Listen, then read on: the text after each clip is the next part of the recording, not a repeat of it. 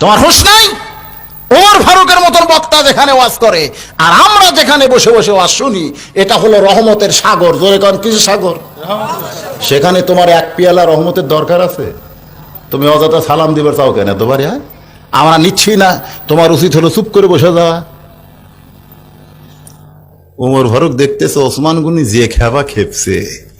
আল্লাহ নবী বলেছেন আমার যত সাহাবী আছে তার মধ্যে সবচাইতে নরম মানের সাহাবী আবু বকর ওসমান। জোরে কোন সুবহানাল্লাহ।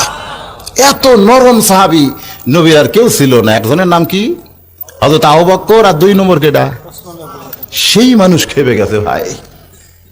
ওমর ফারুক সমস্ত সাহাবীর দিকে তাকায়া আল্লাহর কোরআন থেকে তেলাওয়াত করলেন, আতিউল্লাহ ওয়া আতিউর রাসূল উলিল আমরি মিনকুম। সঙ্গে সঙ্গে ওসমান গনি কাঁপতে কাঁপতে বসে গেছে। কোন সুবহানাল্লাহ। ওমর ফারুক বললেন না বাবা ওসমান বা ভাই ওসমান তুমি বসো, তুমি বসো, এ কথা বললেন না। শুধু কোরআনের আয়াত তেলাওয়াত করলেন, আল্লাহর আনুগত্য করো, রাসূলের অনুসরণ করো, আর তোমাদের আমিরকে তোমরা মানো। আমি উমর তোমাদের আমির থাকা অবস্থায় তুমি ওসমান কেন দাঁড়াইছো? ওসমান বুঝতে পারছে আমার বড় বেয়াদবি হয়ে গেছে, আমার আমির যেখানে আছে আমি কেন ভুল ধরেছি। কাঁপতে কাঁপতে বসে গেছে।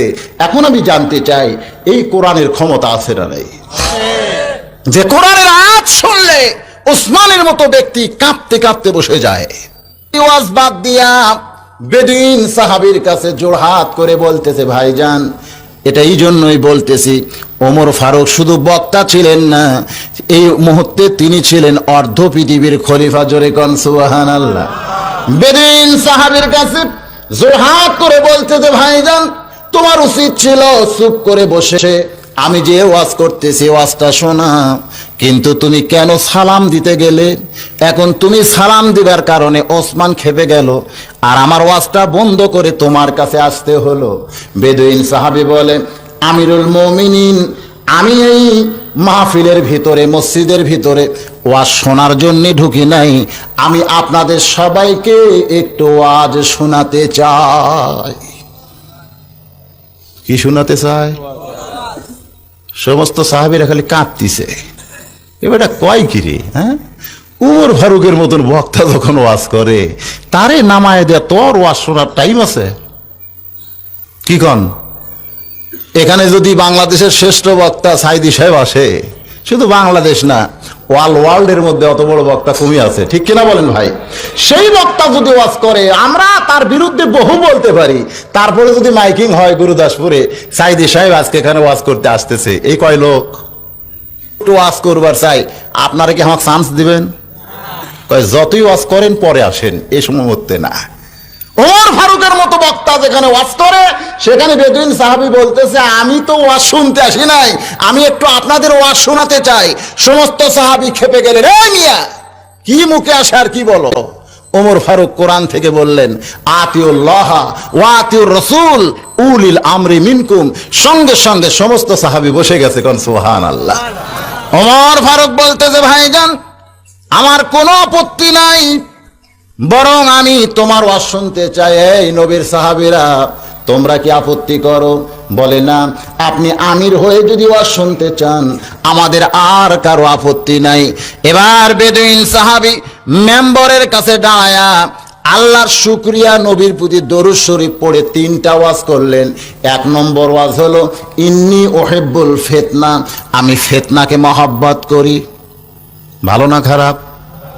2 নম্বর ওয়াজ হলো ইকরাহুল হক, আমি হককে পছন্দ করি না। 3 নম্বর ওয়াজ হলো আশহাদু মা লাম আরা, আমি না দেখা জিনিসের সাক্ষী মারি। সমস্ত সাহাবীরা রাগে কাঁপতেছে। রাগে কিন্তু অনেক সময় মানুষ কাঁপে। আমরা নবীর সাহাবী থাকতে আর এই বেটা এই ওয়াজ করলো, আমি ফিতনাকে মহব্বত করি, আমি না দেখা জিনিসকে সাক্ষী দেই, আমি হককে পছন্দ করি না। আপনারা বলেন এই ওয়াজগুলো আপনারা শুনবেন? সমস্ত সাহাবী যখন খেপে গেছে, ওমর ফারুক নিজেও খেপে গেছেন।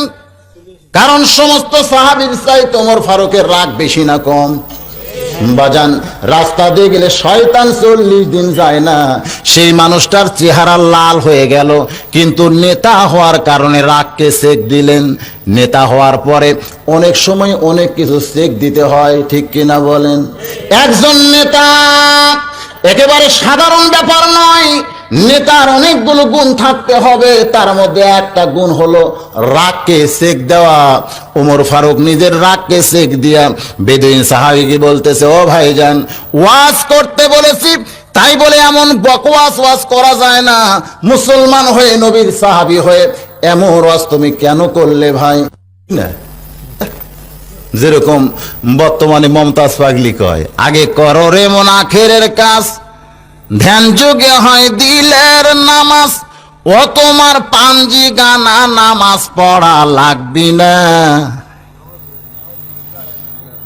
5 ওয়াক্ত নামাজের দরকার নাই, দিলের নামাজে নাকি আসল নামাজ। নাউজুবিল্লাহ, জোরে কন। এই ওয়াজটা যদি এখানে কোনো বক্তা করে যে এতদিন 5 ওয়াক্ত নামাজ পড়েছেন, এখন থেকে 3 ওয়াক্ত পড়লেই চলবে, ওয়াজ শুনতে নতুন মনে হবে, কিন্তু বক্তা কেউ ছাড়বি ভাই? ওমর ফারুক বললেন, স্ক্রু ঢিলা হয়ে গেছে, পাগল হয়ে গেছে, পাগলকে আমি জেলখানায় বন্দি করব 3 দিনের জন্য। জোরে কন, কয়দিন? যদি এর মধ্যে পাগলামি সারে তাহলে ছাইড়া দিব, আর যদি পাগলামি না সারে 21 দিন পর তার ফাঁসি দেওয়া হবে। এই নিয়তে বেদুইন সাহাবীকে কারাগারে বন্দি করে ওমর ফারুক সমস্ত সাহাবীর কাছ থেকে বিদায় নিলেন। ভাইজান, সেদিন রাত্রিবেলা ওমর ফারুক বাড়িতে ঢুকেই তার বিবিকে বলতেছেন, এই আব্দুল্লাহর মা, ওমর ফারুকের একটা ছেলে আছে, নাম কি? আব্দুল্লাহ। নামটা ভালো না খারাপ? আজকে আমরা অনেকে আব্দুল্লাহ চয়েস করি না। আমার এক ছোট ভাইয়ের বাচ্চা হয়েছে, ছেলে, তার বয়সে আমার একদিন কইল, হুজুর আপনি তো মওলানা মানুষ, একটা নাম রাখেন। আমি বললাম আব্দুল্লাহ। না, এটা ওল্ড মডেল, এটা চলবি না, একটু রাঙে আছে, ভালো নাম তোর নাই।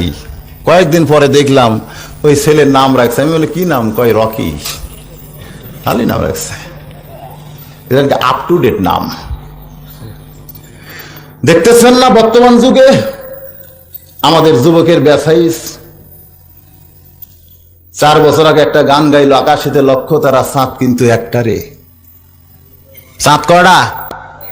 গানটা কোরআনের মধ্যেও আছে, সুবহানাল্লাহ কোন। সুম্মার জি ইল বাসার কাররাতাইনি ইয়ানকালিবু ইলাইকাল বাসারু খাশিয়া ওয়া হাসির ওয়া লাকাদ যায়্যানা সামা আদ-দুনিয়া।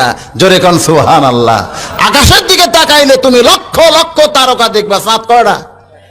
গান কি ভুল কইছে না ঠিক কইছে? এরপরে আবার গান গাইলো, পড়ে না চোখের পলক, কি তোমার রূপের ঝলক, দোহাই লাগে আঁচল দিয়া মুখটা ঢাকো। আঁচল দিয়া মুখ ঢাকার কথা কোরআনে আছে। আমাদের ছেলেরা সেই ভালো গানটাই গাইলো ভাই। তারপরে আবার একটা গান গাইলো, আসসালাম আলাইকুম বিয়ান সাহেব। আর্ধেক ভালো আর্ধেক খারাপ, কারণ সালামের কথা কোরআনে আছে, সালামুন আলাইকুম তিবতুম ফাদখুলুহা খালিদিন। জোরে কোন সুবহানাল্লাহ। কিন্তু কারে দেওয়া লাগবে এইটা ভুল করছে। দেওয়া লাগবে ইমামরে, দেওয়া লাগবে মুন্সিরে, দেওয়া লাগবে মুয়াজ্জিন, দেওয়া লাগবে বাপ মা, কিন্তু বাদ দিয়ে দিছে বিয়ানক। তাও তো অর্ধেক ভালো অর্ধেক খারাপ ছিল। এরপরে আবার শুরু করছিল, ফাটা যায়, জোয়া দেওয়ার বুদ্ধি নেই। গানের দিক দিয়ে কি আস্তে আস্তে ছেলেরা ভালোর দিকে যাচ্ছে না খারাপের দিকে? পোশাকের দিক দিয়ে 5 বছর আগে আপনার একটা ফুল প্যান্ট দেখছেন, উপর দিকে ঢিলা নিচের দিকে টাইট, নাম দিয়েছিল পায়জামা প্যান্ট। তারপরে আবার দেখলাম উপর দিকে টাইট নিচের দিকে ঢিলা, নাম দিয়েছিল বেল বটম। এখন আবার দেখতেছি টাইট টু টাইট, হাইরে টাইট, নাম দিয়েছে স্কিন প্যান্ট। যেটা পরে আর বসা যায় না, ওরা খাড়া হয়েই পেশাব করে। জোরে কোন ঠিক কিনা? দিন দিন আমাদের ছেলেদের চরিত্র ভালো হচ্ছে না খারাপ হচ্ছে? এজন্য ওয়াজ করতে আমি বলে থাকি, আগামী শনিবার স্কুল ভিজিট করবে টিও সাহেব। হেডমাস্টারকে কইছে আমি স্কুলে ভিজিটে যাইবে 11টার সময়। হেড স্যার স্কুল খুঁজে দেখতেছে একটা ছেলে দুষ্ট, নাম কালু। কইছে খবরদার শনিবার আসিস না। পাগলকে যদি বলে নৌকা নাড়াস না, তখন থেকে আরো কালুরে কইছে শনিবার আসিস না। ও শনিবারে সবার আগে স্কুলে আইসা দেখে দরজা খোলে নাই, ও জানলা দিয়ে ক্লাস 5 পড়ে ঢুকছে, সিট বেঞ্চের নিচে শুয়ে আছে। 11টার সময় ওই ক্লাসে টিও ঢুকে বলতেছে, এই ছেলেরা, এই মেয়েরা, তোমাদের শিক্ষক তোমাদের পড়ায়? বলে হ্যাঁ, খুব ভালো পড়ায়। তাহলে বলো তো, একই জিনিস বিভিন্ন জায়গায় বিভিন্ন নাম, জিনিসটা কি? উত্তর শুধু টিও জানেন, উত্তর হবে নদী। উত্তর কি হবে? এক জায়গায় পদ্মা, এক জায়গায় মেঘনা, এক জায়গায় যমুনা, নদী এক এক জায়গায় এক এক নামে প্রকাশ পাইছে, ঠিক কিনা বলেন? কেউ বলতেছে একই জিনিস বিভিন্ন জায়গায় বিভিন্ন নামে প্রকাশ পাইছে, জিনিসটা কি কও? এক রোল পারে না, দুই রোল পারে না, তিন রোল পারে না, কেউ যখন পারতেছে না, হেড স্যার পিছন দিক থেকে চিন্তা করে এই প্রশ্ন তো আমি জীবনে শুনি নাই, আর আমার ছাত্ররা কোত্থেকে উত্তর দেয়? কেউ যখন পারতেছে না, সিট বেঞ্চের নিচের কালু ওখান থেকে মাথা বের করে বলতেছে আমি পারবো স্যার। হেড স্যার কয় সর্বনাশ, যে বেটা লেখাপড়াই করে না, শুধু পাগলামি করে, ও কেমনে পারবে? আমার ভালো ছাত্র ছাত্রী যেখানে পারতেছে না, ও কেমনে পারে? ওরে নিষেধ করছিলাম, আইলো কেন রে? কেউ বলতেছে এই বাবা তুমি যদি পারো তো নিচে কেন, বের হও বের হও। চাইরা চুলে বের হয়েছে। কেউ বলতেছে বলো তো বাবা একই জিনিস বিভিন্ন জায়গায় বিভিন্ন নাম, জিনিসটা কি? বলে খুব সহজ স্যার। হেড স্যার কয় সহজ? কেউ পারতেছে না, বেটা কয় সহজ। কেউ বলতেছে সহজ, তাহলে বলো।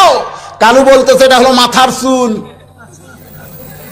কেউ চমকে উঠছে, সর্বনাশ, আমি জানি নদী, আর এই বেটা কয় চুল। একটু নিচে নামলি চোখের ভুরু, একটু নিচে নামলি মোষ, একটু নিচে নামলি দাড়ি, একটু নিচে নামলি সিয়ারি। হেড স্যার জোর হাত করে বলতেছে বাবা কালু রে, আর একটু নিচে নামিস না। যদ্দূর পর্যন্ত নামছিস বাবা, এখনো ভদ্র সমাজে বলা যায় কাপড়ে চুপড়ে নামলে কিন্তু বিপদ হয়ে যাবে রে বাবা, আর নিচে নামিস না। আমাদের যুবকেরা নামতে নামতে ফাটা যায়, নামতে নামতে খাড়া হয়ে পেশাব করা শুরু করছে। এই যুবকদেরকে আরো নিচে যদি নামতে দেন, এ সমাজ একদিন ধ্বংস হবে, ঠিক কিনা বলে? তাই যুবকদের লক্ষ্য করে বলতেছি বাপজানেরা, এই মুহূর্তেই ভালো হওয়া লাগবে। হাসরের ময়দানে কোনো বান্দা যখন আল্লাহর সামনে দাঁড়ায় যাবে, আল্লাহ বলবেন তোমার শৈশবকাল বুড়াকালের কোনো হিসাব লাগবে না, তোমার যৌবনকালের হিসাব দিয়া তুমি জান্নাতে চইলা যাও। এ হাদিস দ্বারা বোঝা যায় যৌবনকালটাই আল্লাহর কাছে ওয়াকফ করে দেওয়া লাগবে। জোরে কোন ঠিক কিনা ভাই? যে আওয়াজ করতেছিলাম, ওমর ফারুক বেদুইন সাহাবীকে কারাগারে বন্দি করে রাত্রিবেলায় তার বউকে ডাকতেছে কি বলে? আব্দুল্লাহর মা। আমরা এরকম ডাকি না? নিজের বিবিকে নাম ধরে ডাকি নাকি? নিজের একটা ছেলে থাকলে, বড় ছেলে মেয়ে হোক যেটাই হোক, ফাতেমার মা কিংবা আব্দুল্লাহর মা। আর কতকগুলা মডার্ন বউক নাম ধরে ডাকে, রোকেয়া, রহিমা। ও বউ আর বলতেছে এসটি, তাও আর হা করে কয়, কারণ মুখের উপরে যে ঠোঁট পালিশ দিছে, এখন যদি আসতে যে কবার যাইলে এবড়া থাবড়া হয়, এজন্য ফাঁক করে কয় এসটি। আরে একটু জলদি আসো না। আরে বাবা যাচ্ছি তো। স্বামীকে আবার বাবাও কয়। এগুলো নাকি মডার্ন ভাষা। জোরে কন কি ভাষা? রে আল্লাহর বান্দারা, এভাবেই ডাকতে হয়। ওমর ফারুকের জীবনে থেকে পাওয়া গেছে। তার বিবিকে ডাকতেছে আব্দুল্লাহর মা। বিবি বলতেছে স্বামী গো কি বলতে চান? বলে আমার পেটে একটু ক্ষুধা লাগছে। অর্ধ পৃথিবীর খলিফার পেটেও ক্ষুধা লাগছে। কারণ সুবহানাল্লাহ, তড়ি ঘড়ি কি খাবার দেওয়া যায় না? সঙ্গে সঙ্গে সামনে খাবার দিছে, জবের আটার শুকনা রুটি আর খুরমা খেজুরের হালুয়া। আমাদের মতো মৌলবীদেরকে যেমন তেমন খাবার দিলে আমরা খুশি না বেজার? বাদান রে, অর্ধ পৃথিবীর খলিফার সামনে জবের আটার শুকনা রুটি আর খুরমা খেজুরের হালুয়া। ওমর ফারুক মুচকি হাসি দিয়ে দোয়া পড়তেছেন, আল্লাহুম্মা বারিক লানা। সবাই পড়েন, আল্লাহুম্মা বারিক লানা ফিমা রাযাকতানা ওয়া কিনা আযাবান নার। যখন আল্লাহর রিজিক সামনে আসে, এ দোয়া পড়ার দরকার আছে না নাই? ওমর ফারুক দোয়াটা পড়ে বিসমিল্লাহ আলা বারকাতিল্লাহ বলে রুটি ছিঁড়ে হালুয়া নিয়া যখন মুখে দিতে যাবেন, এমন সময় কে যেন বলতেছে, ওমর রে তোমার পেটে ক্ষুধা লাগছে আর তুমি খাইতেছ, কিন্তু যাকে কারাগারের মধ্যে বন্দি করে রাখছো সে খাইছে কিনা একটা বার খবর নিছো? নেতা কারে কয় রে মুসলমান? ইসলামী আদর্শের নেতা কারে কয়? কে যেন দূর থেকে বলতেছে, তোমারে ক্ষুধা লাগছে আর তুমি খাইতেছ, যারে কারাগারে বন্দি করছো সে খাইছে কিনা একটা আবার খবর নিছো। ওমরের হাতটা থরথর করে কাঁপতেছে, রুটির জায়গায় রুটি পড়ছে, হালুয়ার জায়গায় হালুয়া পড়ে গেল। এটা টোপলা করে গভীর রাতে হযরত ওমর যাকে কারাগারে বন্দি করেছে তার দরজায় গিয়া এতিমের মতো ডাকতেছে, ভাইজান এই যে তোমার জন্য খাবার আনছি রে ভাই। বেদুইন সাহাবী মুস্কে হাসি দিয়া বলতেছে, নেতা যদি ভালো হয় কারাগারের মধ্যেও খাবার পাওয়া যায়, কিন্তু নেতার ভাগ্যে খাওয়া নাই। মারাত্মক একটা কথা বলেছে, নেতা যদি ভালো হয় কারাগারের মধ্যেও খাবার পাওয়া যায়, কিন্তু নেতার ভাগ্যে।